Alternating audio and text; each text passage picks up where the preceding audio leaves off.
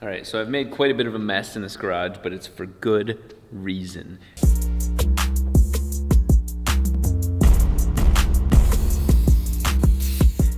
It looks like something out of a porn, at least it does down here. But we're making this baby come back to life. You saw some of the videos I made starting to wet sand it and showing you the difference between what it looked like before and what it looks like now, but I'm finishing the rest of the car. I'm just sitting there and doing some of the better techniques to making this much prettier. I said it before, you need to manage your expectations, but this car is worth restoring. And with that, one of my dear friends from Instagram helped me get some of the parts to make this a beautiful stock looking RX-7 once again. What is this? I think we're here. I see the front of some sort of, oh, there we go, there we go. I did not realize this place was this big. Never tried this. Find out. Yeah. I think I've done an FC though. Oh, that fit really well. Yeah. Yeah. This is so exciting. It is a stock hood. That's it. That's how awesome this is. You know that you're getting older when you think that something stock and OEM is a really cool thing to have. But on RX-7s, that's pretty rare. It is naturally black. It does have a wrap of black over it. It's kind of satin black. We'll be dealing with that in a second. But he also gave me,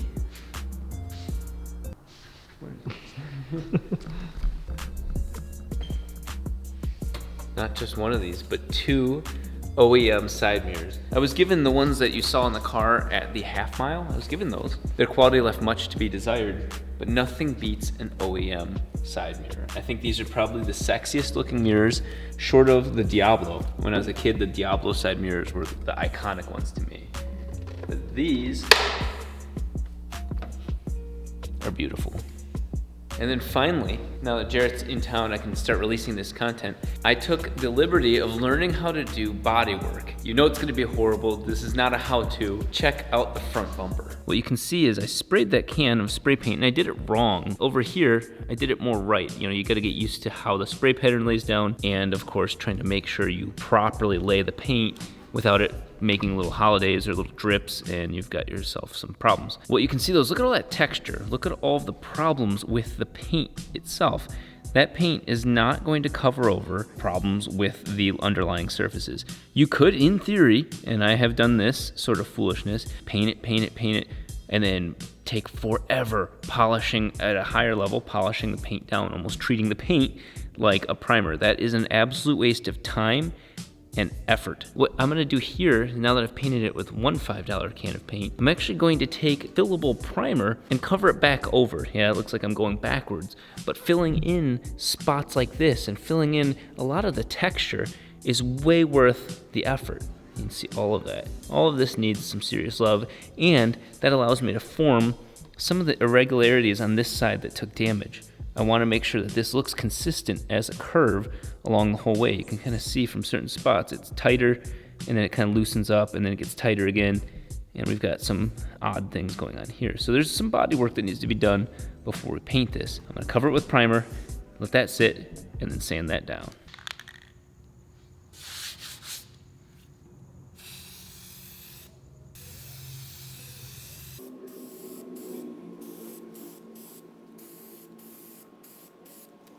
Already looking more uniform, more consistent. Obviously, you're going to want to use eye protection, mouth protection, breathing protection. This stuff is infinitely more easy to sand. So not only are you doing less work because of it being thicker, but it's also just meant for this phase. That's why the primer is a phase in any sort of paint. You see the hole right there.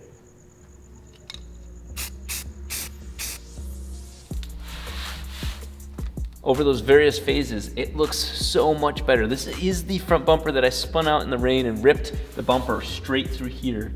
It's been repaired, it's been reinforced, and it's looking nastier than ever. I'm gonna learn some of the basic tricks to doing body work on your own, including doing Bondo. In this area, this curve isn't right for the 99 spec headlights. We're gonna make it right.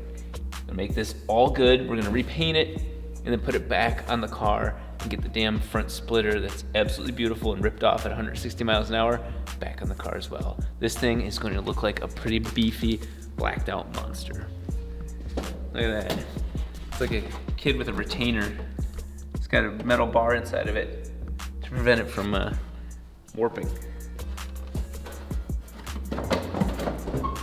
What I'm gonna do is that front splitter sits underneath here and it bolts into this, but at 165 miles an hour, as I found out, the bolts in the back are to the frame, the bolts in the front are to the front bumper, and they actually pull this down enough because it's probably about 200 pounds of downforce on that front splitter, and the front splitter ended up hitting the ground and very dangerously putting me in harm's way.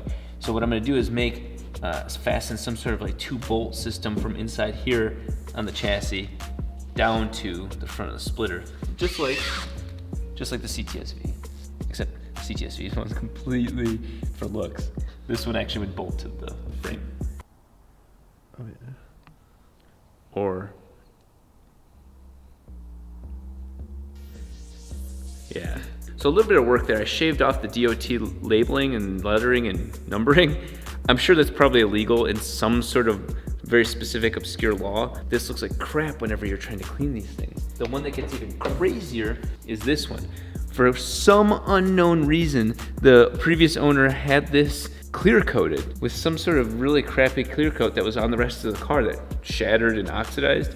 So I'm gonna shave these off as well and do a polish and get it something closer to this. This one's not finished. You can see there's a little bit of dimpling from where those lettering things used to be, but infinitely cleaner than what it was. Fortunately enough, even though this car was poorly painted, they did slap on a thick layer of clear coat. The clear coat itself not being that high quality, that's what's causing all of that spidering and weird oxidization issues.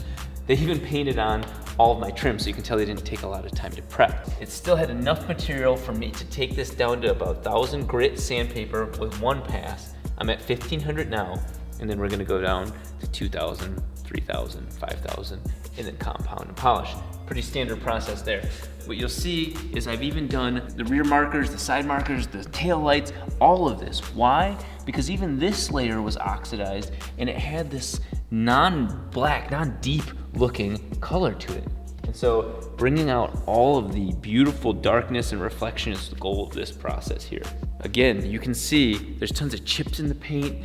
There's just things that are not gonna be able to be restored with just polishing. This little tool here came in really handy from my previous video, and it's a nice thing to manage all of your flat surface and even pressure on this little piece of sandpaper. I'm gonna go over a lot of this with another pass of 1,500 just to really make sure I bring everything to an even level. I'm gonna save you guys a lot of the time on this video because this took, what you see here is several hours, and by several hours I mean 15. It's been a lot of work. Again, not pressing deep on this second run, making long straight passes, and everything just kind of works its way out.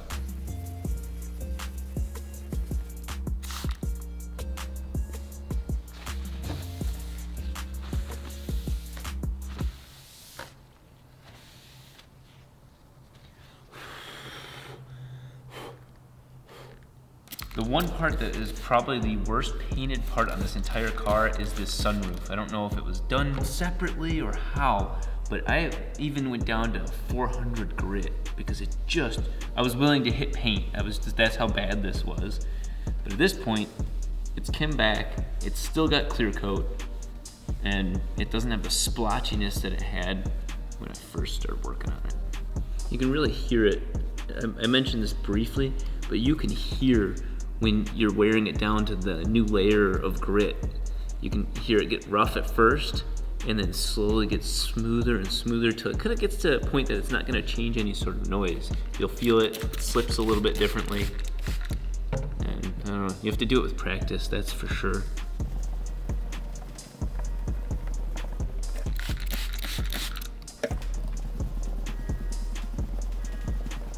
One of the issues I'm having with this little car is I think she's angry that I'm spending so much money, time, and certainly love and emotion on the 4-rotor. So the goal is to make this one run and look as beautiful as possible with as little money as possible. And that has certainly been a challenge. Rotaries do not like when you try to cheap out on them. The problem right now is that this car will not run and idle properly. My trigger wheel, which is basically sensing the timing of the engine and telling that to the ECU, is acting up. I accidentally put it too close to the wheel and the wheel was out of round, and when starting, it ripped into the Hall effect sensor, cutting it. My bad. So every so often when I turn it on, it runs fine. Turn it off, turn it on, it runs like absolute shit. So you can't consistently diagnose the car because it runs different each time. My bad. We're getting a new one from Full Function right now. That'll be in tomorrow. So we can get the tuning of this car done. I've got my Aftermarket Industries SPR 1200. This is gonna be a whole video by itself, which is how to run an external surge tank. This isn't something I was originally anticipating, but the problem is you can't fit 3 fuel pumps, at least 3 as an internal surge tank, in that tank. It's just too small. It's just a very difficult tank to work with. Built to Apex did a wonderful job with the fuel sending unit there. I love that. It maxes out at 950 to 1,000 horsepower at the wheels. Nobody needs more than that, except for somebody dumb enough on camera. And that's me. So this is the end all be all. This is a 5-liter surge tank, and we're gonna learn a lot about how much power it draws, how to feed it, how it runs into the tank, how it runs to the fuel rails. All of that is gonna be in its own little video. Those of you that get upset that I'm not spending money on the 4-rotor, this is stuff that's literally here. We need to make this thing run to 1,100 horsepower. That's just a personal goal of mine. As a street monster, why not? So we've got issues with it running, we've got issues with fuel, we've got a new hood to put a new NACA duct, so that way we can funnel air straight into the turbo properly and hang the old vehicle version's hood on the wall as a piece of memorabilia. We've got new side markers to put on, we've got paint to clean up, we've got a lot of cool little projects to do on this car, and they're coming to you up soon. That doesn't even make sense. And they're coming to you all next. That doesn't make sense either. And this is just the beginning of that video series.